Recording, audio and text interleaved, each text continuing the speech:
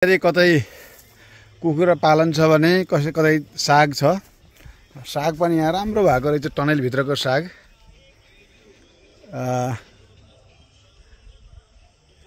यो हाम्रो गोदावरीमा यसरी कमरेड हाम्रो नेपाल रिटर्न एसोसिएसनको सचिव कमरेड बमबहादुर जीसीजीको फर्ममा यसरी साग लगाइएको छ। अर्कोतिर टनेलमा काउली लगाइएको छ। काउलीको बेर्ना भर्खर लगाएको जस्तो छ। कतै काउली टिपिसकेको र बेर्ना रहेको। यो यता तोरीबारी छ। अझै राम्रो नयाँ कुरा त के भने यहाँ कुखुरालाई पनि सङ्गीत सुनाइदो रहेछ। सङ्गीत किन सुनाएको यसरी कुखुरालाई? यसरी कुखुरालाई सङ्गीत सुनाएको देखियो हामीले। किन सुनाएको कुखुरालाई भन्नुहोस् त? यो कुखुरालाई पनि एउटा चाहिँ भनौँ न एक किसिमको चाहिँ उसलाई पनि यो एउटा मजा भनौँ न, आनन्द यसलाई चाहिने रहेछ। अनि त्यो भएर यसले आनन्द लियो भने अलिकति फस्टाउँछ भनेर। त्यो पनि भयो, लड्दैन पनि होला। सङ्गीत सुनेर बस्छ, उसको ध्यान सङ्गीततिर जान्छ र एक आपसमा लड्दैन, कुखुरा मर्दैन भनेर पनि होला, होइन? मर्दैन पनि। अहिले हामी रिटर्नी एसोसिएसनका सचिव बमबहादुर बिसी कमरेड बमबहादुर बिसीको फर्म हेरेर आयौँ। त्यहाँ कुखुरा फर्म। अब अहिले यहाँ उहाँले टनेलमा तरकारी उत्पादन गर्नुभएको छ। यता साग हाम्रो यसै गरी कोषाध्यक्ष सुरेश कमरेड आउनुभएको छ। अनि उपाध्यक्ष पेमजी कमरेड पेम, हाम्रो कमरेड मानन्यज्यू पनि आउनुभएको छ। यसै गरी हाम्रो उहाँको फर्म हो यो। अनि तपाईँको त्यो फर्ममा मैले एउटा अचम्म के देखेँ भने कुखुरालाई सङ्गीत बजाएको देखेँ मैले। किन रहेछ? एउटा सङ्गीतको महत्त्व धेरै छ। फरक तरिकाले बुझ्न सक्छौँ हामीले। मान्छेले मात्र, मान्छे एउटा संवेदनशील प्राणी हो। मान्छेले मात्र त्यो सङ्गीतको वर्णन गर्न एउटा सक्ने भन्ने हाम्रो त्यो विश्लेषण हुन्छ। तर वनस्पति अब पशु पन्छीहरूलाई पनि त्यो म्युजिकले छुट्टै किसिमको आनन्द दिँदो रहेछ। मलाई के लाग्छ भने सङ्गीत बिना कुखुराले के गरौँ हुन्छ, एक आपसमा लड्छन्। अवश्य। अनि सङ्गीत लगाएपछि ऊ पनि सङ्गीतैतिर ध्यान जान्छ र लड्नलाई एकदम चुपलाप लागेर बसेका छन्। खाने र सङ्गीत सुन्ने, यो त पुरा महाराजाको बसाइ भयो कुखुराको पनि, होइन? त्यो देखिएको छ। यसमा बाख्रा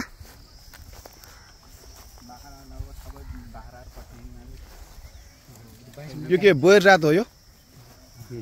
75% बोयर।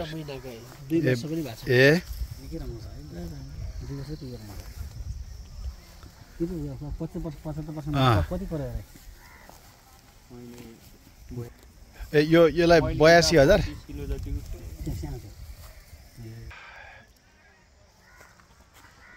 यसरी यो बोयर जातका बाख्रा हाम्रो कमरेड के अरे हाम्रो बमबहादुर बिसी कमरेडले बोयर जातको बाख्रा पाल्नु भएको रहेछ।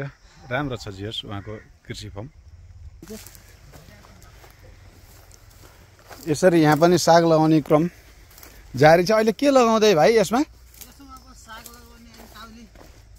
ए काउली अनि साग।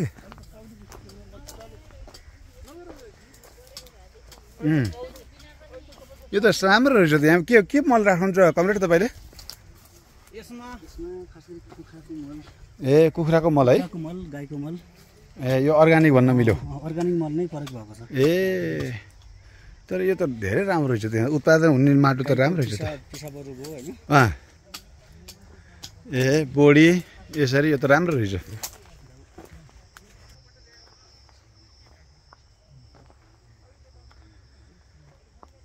कमरेड बमबहादुर बिसीको कृषि फर्म गोदावरीको गोदाम चौरमा रहेको स्थितमा हामी आज यहाँ आइपुगेका छौँ। यसरी नेपाल रिटर्न एसोसिएसनले नेपाल सरकारको ध्यान यसरी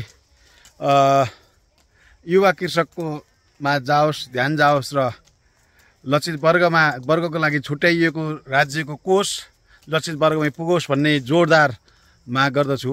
म नेपाल रिटर्न एसोसिएसनको तर्फबाट हामी माग गर्दछौँ। गीत सुनाउँदाखेरि कुखुरा लड्दो रहेछ कि गीत नसुनाएको कुखुरा लड्थ्यो एक आपसमा। अनि यसको ध्यान चाहिँ आफैमा झगडा गरेमा हुन्थ्यो र कुखुरा कुनै मर्ने भुत्ला निस्कने होइन हेर्दै नराम्रो जति हुन्थ्यो तर गीतको कारणले गर्दाखेरि कुखुरा खानेर गीत सुन्दै बस्ने यो त कथाहरूको शेष जस्तो पो भयो त है ठुलो छ इन्जेक्सन जुरो छ यसरी मजाले बस्दो रहेछ गीत सुनेर है यसो हिँड्नु अलि राम्रो नसक्ला जस्तो लाग्छ के भएर होला यो दाना दिँदै हुनुहुन्छ दाजु ए ल यसरी हाम्रो नेपाल रिटर्न एसोसिएसनको टोली उहाँको फर्म निरीक्षण गर्न आयौँ आज हामी संयोगले भनौँ आज हाम्रो पूर्व सांसद जो पनि मेची महाकाली अभियानको फर्ममा लामो चिन्जानु भएको हुनाले उहाँ पनि उहाँको फर्म हेर्न जाउँ भन्ने कुरा थियो र उहाँ पनि आइपुग्नु भयो र हामी यसरी हाम्रो कमरेड बमबहादुर विसी सचिव हुनुहुन्छ नेपाल रिटर्न एसोसिएसनको भने त्यसै गरी हाम्रो उपाध्यक्ष हुनुहुन्छ हाम्रो कमरेड प्रेम सेम्बो त्यसै गरी कोषाध्यक्ष हाम्रो हुनुहुन्छ कमरेड सुरेश शर्मा त्यसै गरी हाम्रो सचिव हुनुहुन्छ कमरेड प्रकाश महरा र म आफै छु यो एसोसिएसनको अध्यक्ष आज हामीले कमरेड बमबहादुर विसीज्यूले 3 वर्षदेखि गर्दै हुनुहुन्छ होइन यहाँ कुखुरा फर्म मलाई अति नै मन परेको कुखुरा फर्म चाहिँ प्रकाश कमरेड जापान जाँदै हुनुहुन्छ होइन तपाईँ जापान जाँदा एउटा काम के गर्नु पऱ्यो भने मैले यहाँ के सुनेँ भने जापानमा कुखुरामा पनि सङ्गीत बजाइन्छ आएर यो मलाई पनि साह्रै मन पऱ्यो यो किनकि यो वैज्ञानिक ढङ्गले हेर्दा पनि हामीले यसलाई सोच्दाखेरि त्यसको त लजिक देखिन्छ क्या त्यो सङ्गीत नबजाउँदाखेरि कुखुरा लडेको देखिन्छ त्यो सङ्गीत बजाउँदा कुखुराको सबै ध्यान सङ्गीततिर भएकोले कुखुरा एकापट्टि नलड्ने त्यो लड्ने वातावरणबाट हामीले त्यसलाई जोगायौँ त्यो हुँदा कुखुरा मर्दैनन् अथवा एकअर्काले नठुङ्ने भएकोले कुखुरा पनि सग्लै राम्रै सुरक्षित ढङ्गबाट हामीले डिस्टर्ब पनि नहुने बेच्न सकिने र बाहिरबाट हुने अन्य जुन बिचमा झलकझुलो कुकुर भुकेको जहाज उडेका यस्ता डिस्टर्ब पनि त्यो सङ्गीतले गर्दा त्यो त्यही सङ्गीतमा ध्यानमा बस्ने र त्यो डिस्टर्ब पनि नहुने भएको कुरा त्यसो ग्रोथमा पनि एकदम छिटो मद्दत हुने त्यो देख्यौँ हामीले यो नयाँ कुरा देख्यौँ सबै कृषकलाई हामीले यहीँबाट के अनुरोध गर्छौँ भने तपाईँहरूले पनि यदि ब्रोइलर पाल्नु भएको छ कुखुरा पालन गर्नुभएको छ भने कुखुरा फर्ममा चाहिँ सानो एउटा म्युजिक बजाइदिनु भयो भने कुखुराको ग्रोथमा चाहिँ कुखुराको जुन बढ्ने विकास हुने क्रम छ त्यो क्रममा चाहिँ अझै टेवा पुग्दछ भन्ने हामीले यहाँ भेट्यौँ यहाँ कुखुरा फर्म गर्ने चाहिँ विभिन्न देशका अनुभव लिएर गर्नुभएको हुँदाखेरि नेपालमा पनि कुनै अन्य देशको अनुसरण गरेर उहाँले फर्ममा चाहिँ सङ्गीत बजाउनु भएको हामीले भेट्यौँ धन्यवाद छ आज हामी यसरी कमरेड बमबहादुर विसीज्यूले आफ्नो फर्ममा भिजिट गराउनु भयो हामी यहीँबाट सम्बन्धित निकायलाई उहाँलाई सहयोग गर्न पनि हामी अनुरोध गर्दछौँ हाम्रो नेपाल रिटर्न एसोसिएसनले पनि उहाँलाई के सहयोग गर्नु सक्छ भन्ने हामी यो छलफलको क्रममा छौँ र हामी विभिन्न निकायमा हामीले सकेको ठाउँमा हामीले चिनेको ठाउँमा हामीले जानेको ठाउँमा हाम्रो सङ्गठनले उहाँलाई सहयोग गर्नेछ भन्ने आशाका साथ हामी आज यस ठाउँमा भिजिटमा आएका छौँ तपाईँलाई कस्तो लाग्यो कमरेड प्रकाश कमल बहुत राम्रो छ बहुत रमाइलो होइन अहिले कृषकले गर्नै पर्ने कामहरू यस्तै ठाउँमा उहाँसँग पनि जापानको अनुभव छ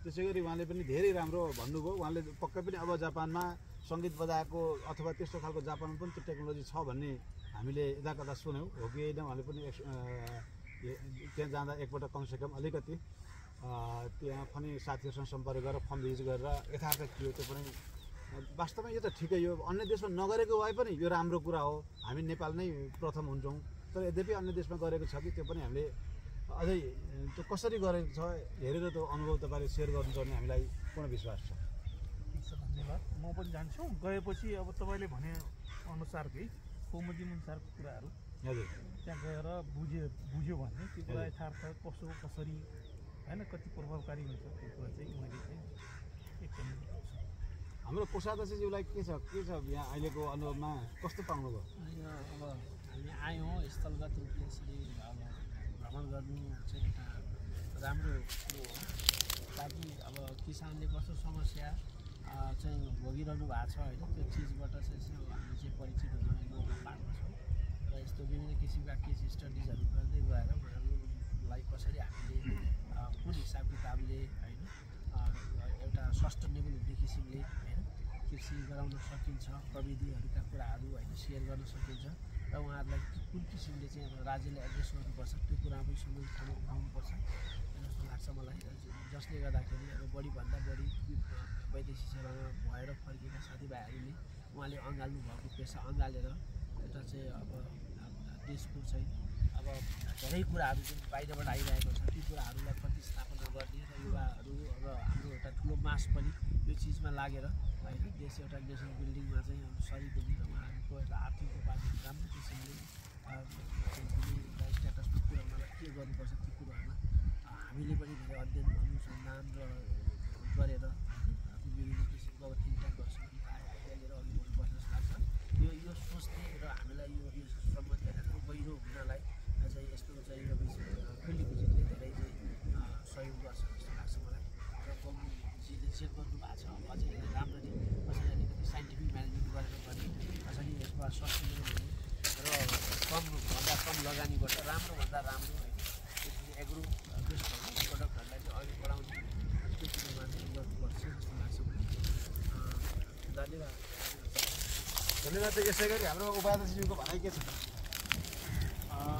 मलाई चाहिँ अहिले यहाँ उभिएर यो फार्ममा भिजिट गरेर आफूले प्रत्यक्ष देखेर पनि आफै पनि एउटा किसान भएको नाताले मलाई के खड्किरहेछ भने पक्कै पनि राज्यले किसानहरूको निम्ति केही न केही पक्कै पनि गरिरहेको छ। अनुदानको विषय भयो, यान्त्रिकरणका त्यो विषयहरू होइन, सब्सिडी लोनहरू दिने। तर एउटा समस्या के देखाएको छ भने उहाँ बमबहादुरजी जतिको युवाले जो विदेशमा पनि दुःख गरेर स्वदेशमा आएर आफ्नै देशमा केही गर्छु भन्ने युवाहरूलाई साँच्चीकै नै वास्तविक किसान बनेर राज्यको निम्ति पनि केही गर्छु भन्ने युवामा राज्यले जो त्यो संयन्त्र प्रयोग गरेर सब्सिडिज लोनको कुराहरू भयो, यान्त्रिकरणका चिजहरू हो, त्यो उहाँसम्म प्राप्त भएको छैन, पुग्न सकेको छैन भन्ने मेरो बुझाइ र यो प्रत्यक्ष देख्यौँ पनि। त्यसको लागि मेरो आफ्नो बुझाइमा अब यो राज्यले सब्सिडी दिने कुरामा पनि अलिकता चाहिँ चेन्ज गर्नुपर्छ जस्तो लाग्छ। त्यो चाहिँ के हो हुनसक्छ भने एउटा किसानको फिल्डमै गएर प्रत्यक्ष हेरेर होइन त्यसको लगानीको अनुपातमा चाहिँ त्यो प्रत्यक्ष किसानको हातमा नै त्यो सब्सिडी पुग्ने गर्नु पऱ्यो।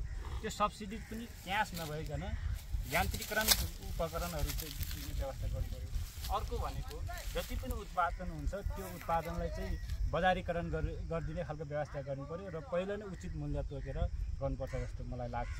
र यो चाहिँ सम्बन्धित निकायमा हामीले पनि अब अहिले त गठबन्धन अब सरकारमा पनि छ, त्यो भएको कारणले हामीले पनि पहल गर्नुपर्छ र हामी सबै मिलेर चाहिँ यो यसरी नै अबको बहस भनेको चाहिँ हामी नेपाललाई एउटा कृषि प्रधान देश भन्छौँ, कृषिको उर्वर भूमि भन्छौँ, तर पनि हामीले नीति कार्यक्रमहरू र तपाईँको हरेक चिजहरू चाहिँ खालि सिंहदरबार र तपाईँको ठाउँमा ठुल्ठुलो सभा हलमा मात्रै गर्ने गर्छौँ। र त्यस कारणले हामी अहिले जति पनि यहाँ सानो हामी त यो त नमुना यो त तपाईँको चाहिँ बस जस्तो पनि गऱ्यौँ। र यो यसरी नै चाहिँ जसरी यदि किसानको चाहिँ प्रत्येक जिल्लामा प्रत्येक ठाउँमा चाहिँ तपाईँ हामी जस्तो अथवा राज्यको सम्बन्धित निकायले चाहिँ यसरी फिल्डमै बसेर यसरी नियम बनाउने हो, यो प्रत्यक्ष हेरेर कानुन बनाउने हो, या चाहिँ किसानको यो चाहिँ तपाईँको यो चाहिँ उत्पादनलाई कसरी वृद्धि गर्ने हो भनेर चाहिँ तपाईँ चाहिँ फिल्डमै गएर नियम कानुन बनाउनु पर्छ भन्ने मलाई लाग्छ। र यो आह्वान पनि गर्न चाहन्छु सबैले चाहिँ अब यो देशमा चाहिँ तपाईँको साँच्चीकै एउटा कृषिको रूपमा चाहिँ केही गर्नुपर्छ भने यो पैसा चाहिँ अनुदान नभएर यान्त्रिकरण र प्रत्यक्ष रूपमा जो छ किसानलाई उत्पादन गर्नु पऱ्यो, उत्पादनको उचित मूल्य गरेर बजारीकरण गर्नुपर्दछ। त्यो गर्न सक्यो भने हामीले चाहिँ पक्कै पनि देशको पनि भविष्य उज्जवल छ, किसानको पनि भविष्य उज्जवल छ। र हामी अहिले नै सबै कुरामा निराशा हुने अवस्था पनि छैन, तर हामीले प्रयास चाहिँ गर्नुपर्छ भन्ने मलाई लाग्छ। धन्यवाद छ। हाम्रो यस नेपाल रिटर्न एसोसिएसनका उपाध्यक्ष कमरेड पेम स्याम्बोजीले जुन कुरा राख्नुभयो उहाँको विशेष गरी जोड केमा थियो भने अनुदान दिने जुन क्रम छ त्यो अनुदान दिने क्रम चाहिँ राज्यले दिँदा लक्षित वर्गमा नपुगेको हो भन्ने कुरो उहाँले हामीले यहाँ पाएको छौँ भन्ने कुरो उहाँले प्रकट गर्नुभयो।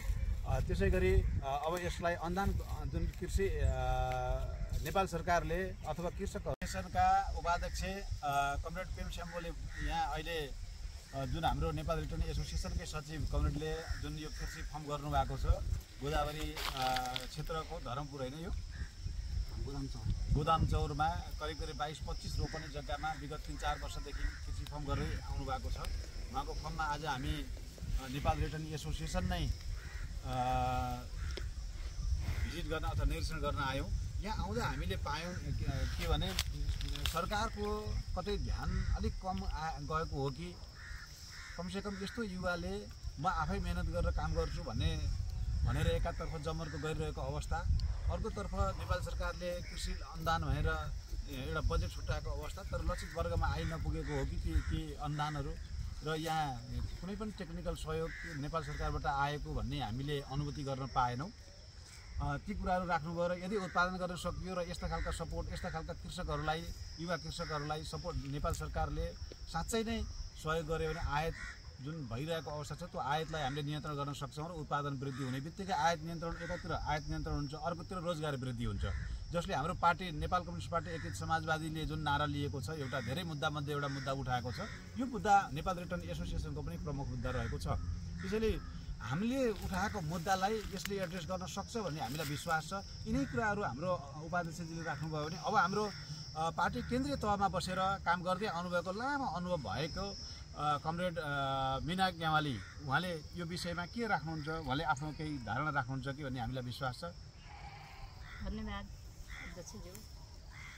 सर्वप्रथम त यो आफ्नो विदेशको अनुभवलाई, आफ्नो त्यहाँको कमाइलाई ल्याएर नेपालमा केही गरौँ भनेर हाम्रो रिटर्निङ एसोसिएसनको सचिव बमबहादुरजीले जे मेहनत गर्नुभएको रहेछ, त्यसका लागि म उहाँलाई धेरै धेरै धन्यवाद भन्न चाहन्छु। र उहाँको मेहनत र उहाँले गरेको कर्मलाई हेर्न आज रिटर्निङका साथीहरू, अध्यक्ष लगायत साथीहरू जसरी यहाँ आउनुभयो र त्यो अवसर मैले पनि दिन पाएँ र हामीले यहाँ भिजिट हेऱ्यौँ उहाँको प्रयासलाई हेर्दाखेरि साथीहरूले अगाडि नै भनिसक्नु भएको छ कमरेडहरूले कि सरकारको आवश्यक सहयोग कम भएको हो कि भन्ने कुराहरू यहाँले जे राख्नुभएको छ र यहाँको स्थलगत निरीक्षण गर्दाखेरि पनि कुनै प्रकारको सहयोग नपाएको हामीले अनुभूति गऱ्यौँ। त्यसका लागि हामीले आगामी दिनमा केही प्रयास गर्नुपर्छ र मेरो तर्फबाट पनि त्यो प्रयास हुन्छ भन्ने प्रतिबद्धता व्यक्त गर्छु।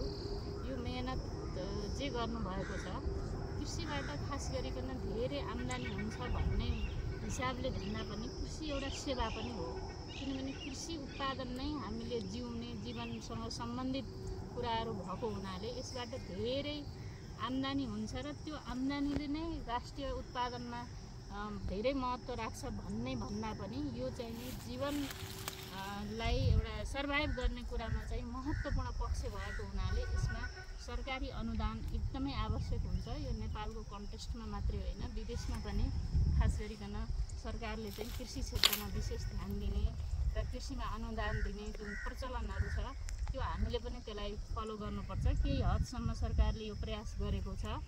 यहाँ चाहिँ उहाँकोमा के कति कारणले यो ध्यान पुगेन अथवा उहाँले सम्बन्धित ठाउँमा चाहिँ आफ्ना डकुमेन्टहरू सहित त्यहाँ पुग्नु भएन कि उहाँले एक तहमा त मैले कुरा गरिसकेको छु, देखाएँ पनि भन्नुभयो, तर उहाँले केही नपाएको कुरामा हामीले पनि खेद प्रकट गऱ्यौँ।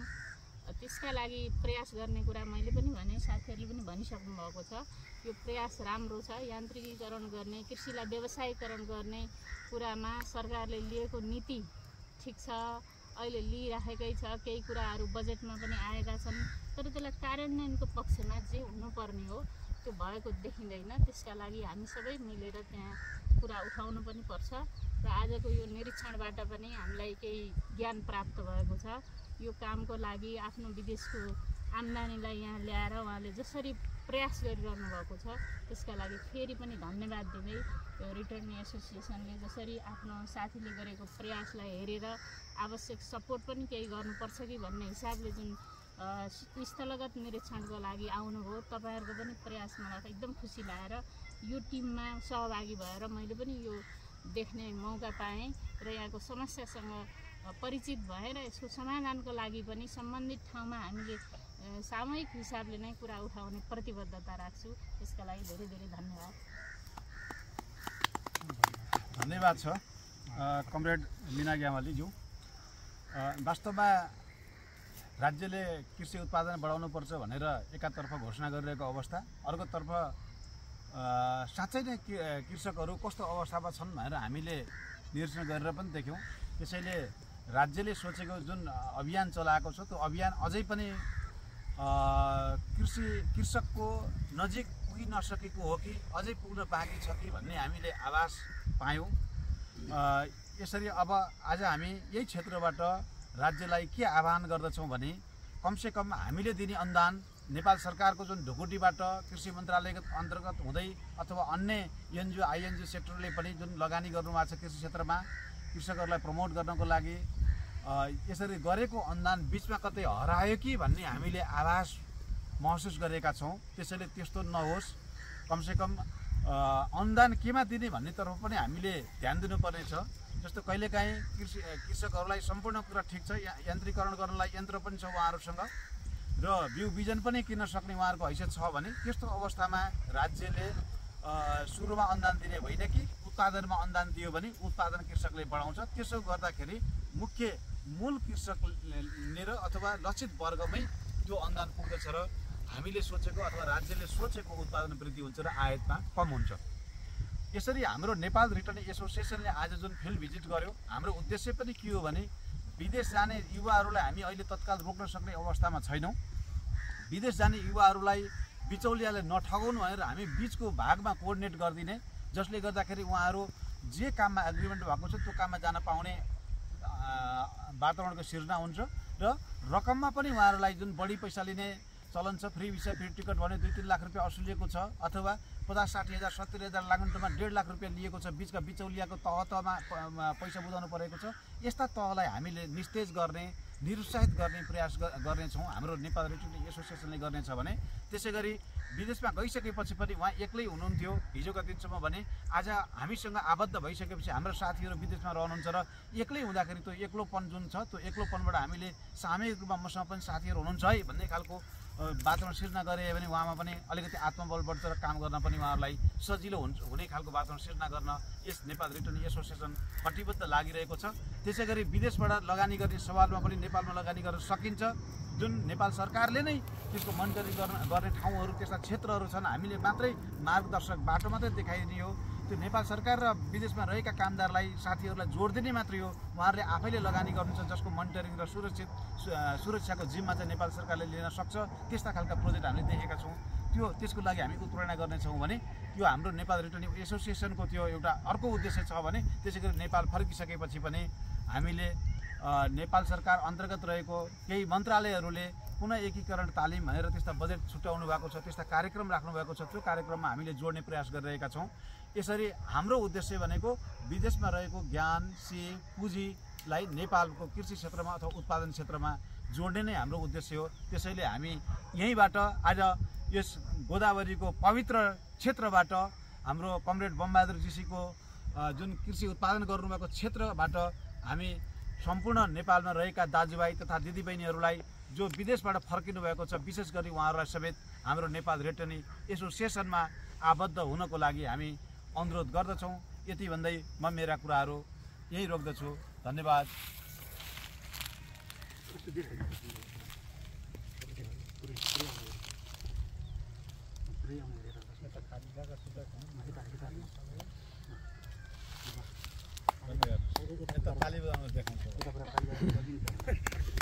यति भन्दै म मेरा कुराहरू हाम्रो आज भिजिटलाई यहीसम्म हामीले यो रेकर्डिङ कार्यक्रम यहीँ अन्त गर्छौँ। धन्यवाद छ सबैजनालाई, धन्यवाद छ सबैजनालाई, धन्यवाद छ।